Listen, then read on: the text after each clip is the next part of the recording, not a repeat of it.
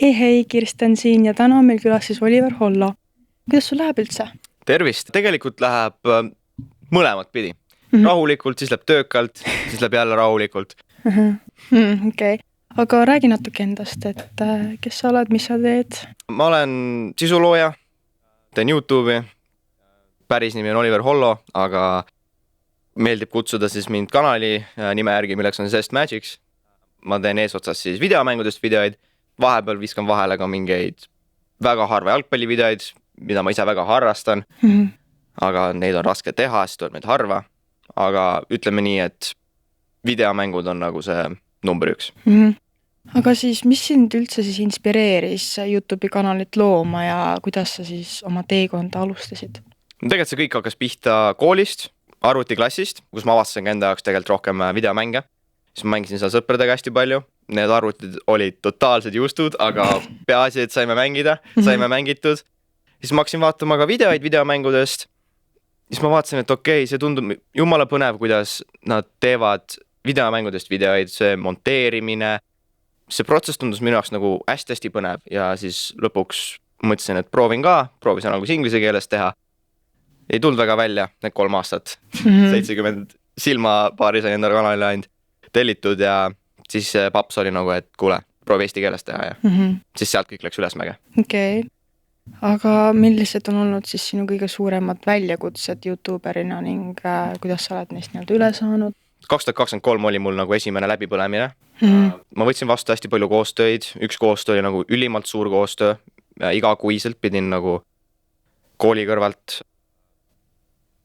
koostöö huvides hästi palju tööd tegema, videoid rohkem üles panema ja siis iga video oli põhimõtteliselt reklaame täis, see hakkas vaatajatele pinda käima, see hakkas ka mulle pinda käima, ehk siis nagu kõik see tulu, mis ma sealt sain või kõik need kingitused, mis ma sealt sain, nagu see moment ma avastasingi, et see pole tegelikult üldse nii oluline, et oluline on see, et ma naudin, mida ma teen ja et vaatajad naudivad, mida ma teen. Sealt tuli ka burnout, sest ma tahtsin teha ka normaalseid videoid juurde ja siis ma enda jaoks lõpetasin YouTube'i. Aga siis ma olingi mingi 4 kuud eemal, läksin kaitseväes, ma hakkasin elu üle järgi mõtlema üldse, mis mu elus toimus. Siis mõtlesin nagu, et miks ma lõpetasin YouTube'i ära? Siis ma olin nagu, et ma pean seda uuesti tegema, sest et nagu mul hakkas igatsus tuli nii ruttu tagasi ja ma olin nagu, et jah, ma tulen tagasi. See oli hirmus kannapööre, aga rahvale meeldis see ja nüüd me oleme tagasi. Ja veel paremini kunagi varem. Okei. Millist sisu sulle endale siis kõige rohkem meeldib luua, mida sa lood? Õudusmängud, kindlasti. Eriti kui ma mängin sõpradega, see on kõige naljakam, nendega koos mängida õudusmänge. No nii äge on kuulda üksteist karjumas, see on nagu nii äge. Et sa saab kõige rohkem emotsioone välja, sa saab kõige rohkem emotsioone väljendada, et ma eelistan rohkem sükest õudukat, jah.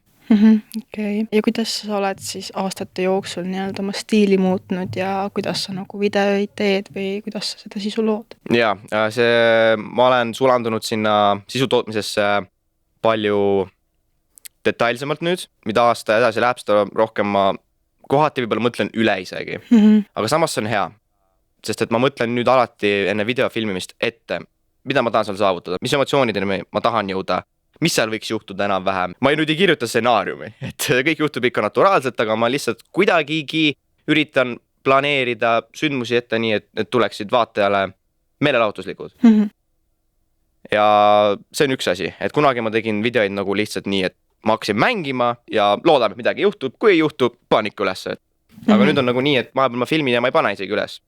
Isegi kui taga on nagu 10 tunde tööd, aga nüüd ma mõtlen väga detailselt läbi, mis võiks toimuda ja siis tuleb ka veel monteerimine, mis on siis kõige suurem peavalu. Et seda ma olen ka hakanud nagu palju detailsemalt tegema ja õppima ja nüüd sellepärast ka see videote üleslaadimise intervall on ka nagu palju suurem.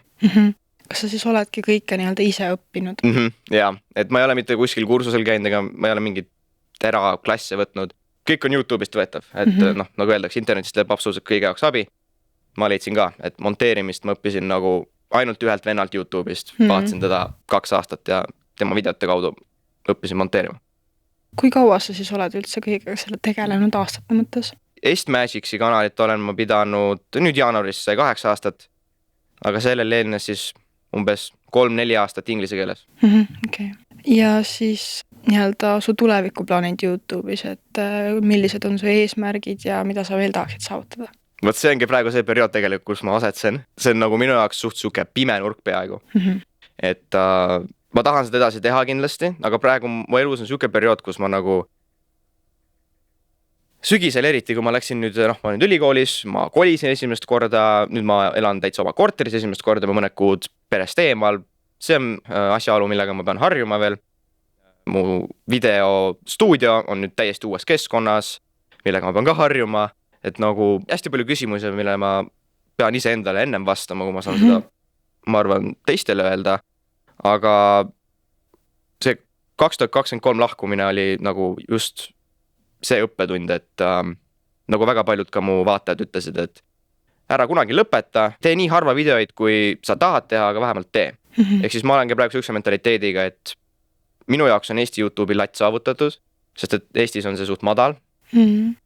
Et ma nüüd teen seda naudingust ja eesmärk nüüd ainuke asi, mis ma mõelda saan, on saada 50 000 teljat täis. Okay. Kus sult need vaatajad hakkasid tulema, kuidas sa nagu suutsid levitada kõike seda? See on õnnega pooleks, sest kui ma tulin, siis see oli 2017. 2016 augustis ma tegin selle ühe eestikeelse video, mida mu isa soovitas teha. Tegin selle, ma ei vaadanud seda videot kuid, nagu kuidas see läks, ma ei uskunud selle edusse. Siis ma vaatasin mõned kuud hiljem, see oli mingi detsembris äkki, panin augustis üles, vaatasin, okei, see video on 600 vaatamist ja mingi 20 laiki. Praeguses tänapäevases maailmas see on nagu kass elevandi kõrval, aga tol ajal ma olin nagu, wow, see video võib valutada maailma. Ja siis ma mõtlesin, okei, ma pole mitte kunagi nii edukat videot teinud, olgugi, et ma ei näinud sellega üldse vaja, ma põhimõtteliselt filmisin ja lõikasin ainult ebavajaliku välja.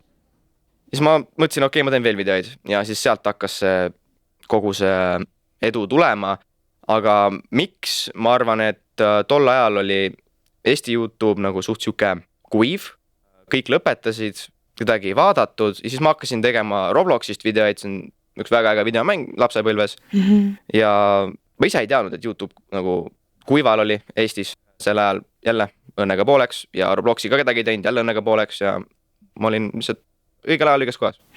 Okay. Kellele sa siis sisu teed, et kes on sinu vaatajad? Mu vaatajad on jah suuremal määral nooremad, ma arvan, et siuke suuremas osa, mina ennustaks, et siuke 10–15. Kindlasti on ka üksikuid vanemaid ja üksikuid väga palju nooremaid. Ja siis sealt tuleneb ka see minu peresõbralikkus. Üks on ka see, et ma kasvasin üles perekasvatuses, kus öeldi, et kuule, ole viisakas poiss, mitte et ma oleks olnud.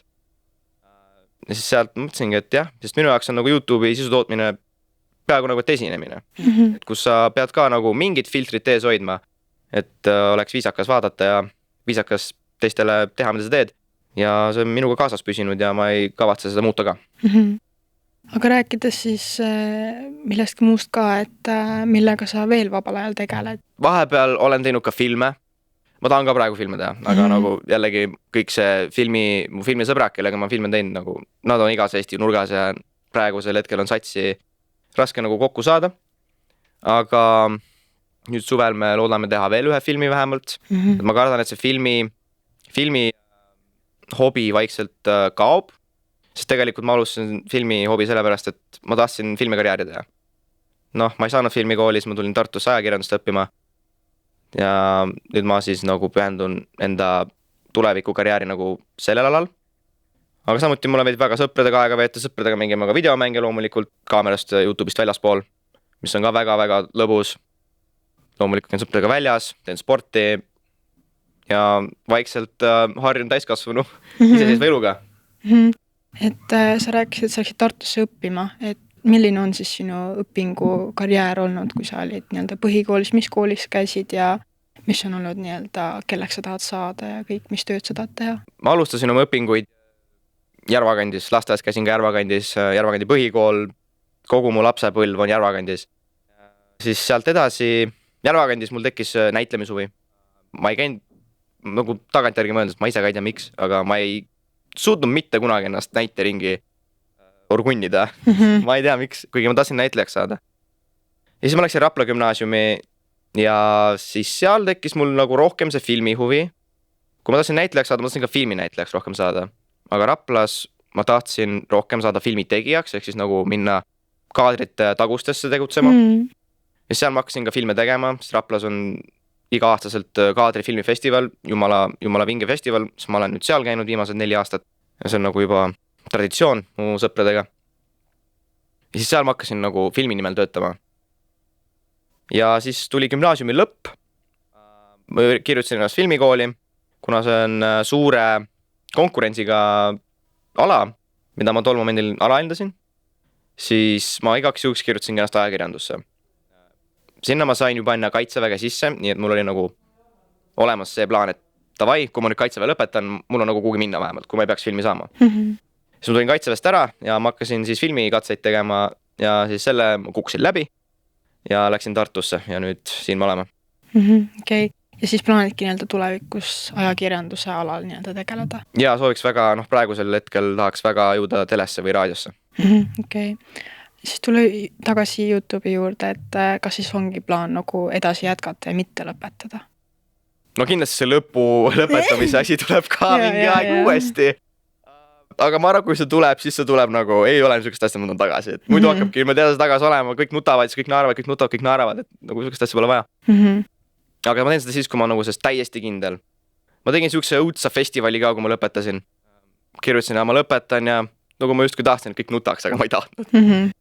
Ja nüüd, kui ma peaks kaduma, siis ma arvan, et seda tajuvad ka mu vaatajad ise, et ma ei tee enam nii tihti videoid ja eks see lõpp läheneb on ja see ei ole nii masendav, kui ma seda võib-olla kirjeldan praegu.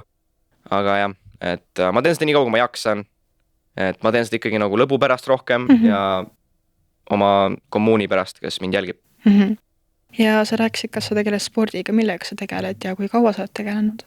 Ma harrastan väga jalgpalli, vahepeal Semmundiga käime palli tagumas, siis nüüd ma saatsin ennast jõusaali, jälle peale kaitseväge, nüüd ma võisin operatsioonides, ma ei ole saanud spordiga tegeleda hästi kaua ja jooksmas. Jooksmine on olnud see, millega ma olen tegelenud viimased 2 aastat nagu hästi palju. See algas kõik sellest, et valmistada ajateenistuseks ja nüüd ma harrastan seda. Okei. Aga siis viimaseks küsimuseks, et mis nõuandeid sa annaksid siis noortele, kes tahaksid samuti olla nagu sina ja tegeleda sisu loomisega? No ma arvan, praegu me oleme niisuguses ajas, kus sisu tootmine on nagu hästi-hästi populaarne ala. Selles ei ole tegelikult keeruline silma paista, eriti kui me elame nüüd niisuguses ajastus, kus meil on see inglise keeles short term media, ehk siis nagu kõik TikTokid, Instagram Reelsid, no TikTok eesotsas. Nüüd on maailmas miljoneid inimesi, kes on olnud vähemalt minutiks või tundideks, päevadeks maailmakuulsad oma miljonite vaatamistega TikTokis. Et see on nagu väga hea starting punkt, millega mina alustasin ka YouTube'is, siis ei olnud see lühimeedia sisu tootmine veel populaarne. Et olge asja kallal, kindlasti proovige asju teha, ärge kartke muuta oma stiili, eriti alguses, seda sa peadki proovima. Ja tuleb kannatlik olla, et mõnel tuleb edu hästi kiiresti, mõnel ei tule, mul ei tuld, kõik võtab aega ja see on absoluutselt, ma arvan, iga alaga, mitte ainult sisu tootmisega. Aga aitäh, et sa tulid. Ja, aitäh, et kutsusite. Ja näeme järgmises episoodis. Aitäh.